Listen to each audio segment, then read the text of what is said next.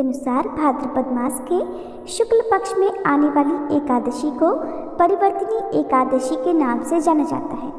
जयंती एकादशी, पद्मा एकादशी और दोल ग्यारस आदि नामों से भी इस एकादशी को जाना जाता है।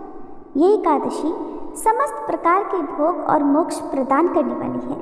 इस दिन भगवान विष्णु के वामन अवतार की पूजा की जाती है। इस एकादशी को भारत के कई क्षेत्रों में पार्श्व एकादशी के रूप में भी मनाया जाता है।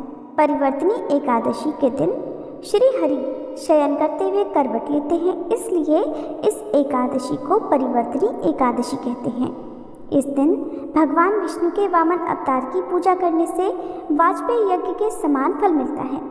समस्त बाधाओं पापों से मुक्ति मिलती है और ये व्रत देवी लक्ष्मी जी को प्रसन्न करने के लिए सर्वोत्तम व्रत है।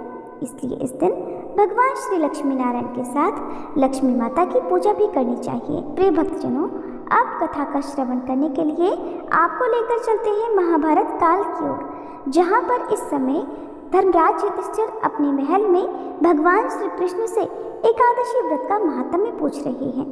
और धर्मराज युधिष्ठिर के पूछने पर भगवान श्री कृष्ण ने सदैव ही उनकी शंकाओं का निवारण किया है।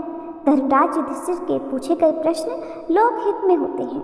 इसी संदर्भ में एक समय धर्मराज युधिष्ठिर ने भगवान श्री कृष्ण से पूछा, हे भगवान, भाद्रपद मास के शुक्ल पक्ष की एकादशी का नाम और उसकी विधि क्या है?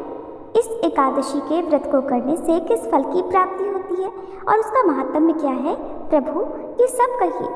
तब भगवान श्री कृष्ण बोले, हे राजन, अब मैं अनेकों पाप नष्ट करने वाली तथा अंत में स्वर्ग देने वाली भाद्रपद मास के शुक्ल पक्ष में आने वाली परिवर्तिनी नाम की एकादशी की कथा कहता हूँ। इस एकादशी को जयंती एकादशी भी कहते हैं। इस एकादशी की कथा सुनने मात्र से ही समस्त पापों का क्षय और अरिष्टों का नाश हो जाता है। परिवर्तिनी एकादशी के व्रत का फल वाजपेयी यज्ञ के फल से भी अधिक है। इस जयंती एकादशी की कथा से नीच और पापियों का भी उद्धार हो जाता है। अगर कोई धर्मपरायण मनुष्य इस एकादशी के दिन मेरी पूजा करता है तो मैं उसे संसार की समस्त पूजाओं का फल प्रदान करता हूँ। जो मनुष्य इस दिन मेरी पूजा करता है उसे मेरे लोक की प्राप्ति होती है, इसमें बिल्कुल भी संदेह नहीं। हे धर्मराज, जो मनुष्य इस एकादशी के दिन वामन भगवान की पूजा करता है वह तीनों देवता अर्थात ब्रह्मा, विष्णु और महेश की भी पूजा कर लेता है। इसलिए जो साधक इस एकादशी का व्रत करते हैं उनके लिए संसार में कुछ भी शेष नहीं रहता। इस एकादशी के दिन भगवान विष्णु करवट बदलते हैं, इसलिए परिवर्तिनी एकादशी कहते हैं। धर्मराज युधिष्ठिर भगवान कृष्ण से फिर बोले कि हे भगवान, आपके वचनों को सुनकर मुझे महान संदेह हो रहा है कि आप किस प्रकार सोते और करवट बदलते हैं। आपने राजा बलि को क्यों बाधा और वामन रूप धारण करके क्या क्या लीलाएं की? चातुर्मास्य व्रत की विधि क्या है और आपके शयन करने पर मनुष्य का क्या कर्तव्य है? प्रभु, सो ये सब विस्तार पूर्वक कहिए। तब भगवान श्री कृष्ण बोले, हे राजन, अब आप पापों को नष्ट करने वाली इस एकादशी की कथा का श्रवण करो। त्रेता युग में एक बलि नाम का दानव हुआ। वह अत्यंत भक्त, दानी, सत्यवादी और ब्राह्मणों की सेवा में तत्पर रहा करता था। उसने अपनी भक्ति, जप और तप के प्रभाव से स्वर्गलोक में इंद्र को भी जीत लिया। इंद्र आदि अन्य देवता इस बात को सहन नहीं कर सके और भगवान नारायण से प्रार्थना करने लगे। तब भगवान ने अपने पंचम स्वरूप वामन रूप को धारण किया और अत्यंत तेजस्वी ब्राह्मण बालक के रूप में राजा बलि को जीत लिया। इस पर युधिष्ठिर महाराज बोले, हे जनार्दन, आपने वामन रूप धारण करके बलि को किस प्रकार जीता, ये सभी विस्तार पूर्वक समझाइए। तब श्री कृष्ण भगवान बोले, हे राजन, मैंने वामन का रूप धारण करके राजा बलि से याचना की कि हे राजन, तुम मुझे 3 पग भूमि दे दो, इससे तुम्हें 3 लोकों के दान का फल प्राप्त होगा।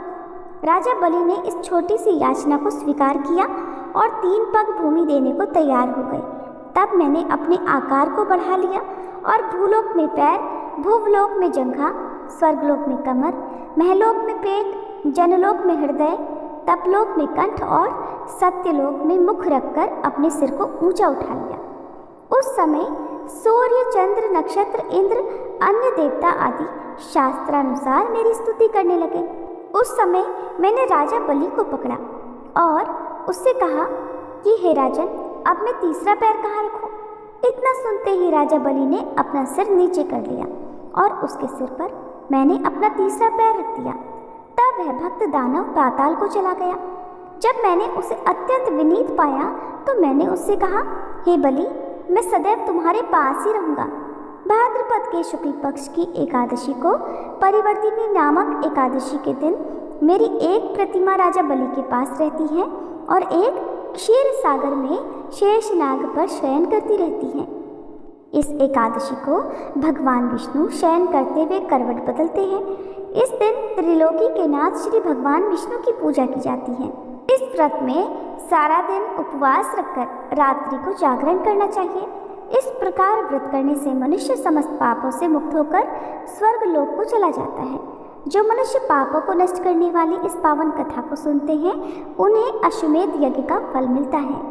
कथा का सार ये है कि इस दिन मनुष्य दान करे, लेकिन दान करने के बाद अभिमान बिल्कुल ना करे, क्योंकि अहंकार पूर्वक किया गया दान पुण्य का नाश कर देता है।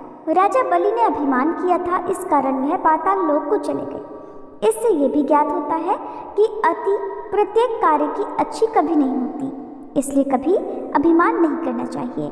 कथा समाप्त। प्रेम से बोलिए श्री लक्ष्मी नारायण भगवान की जय।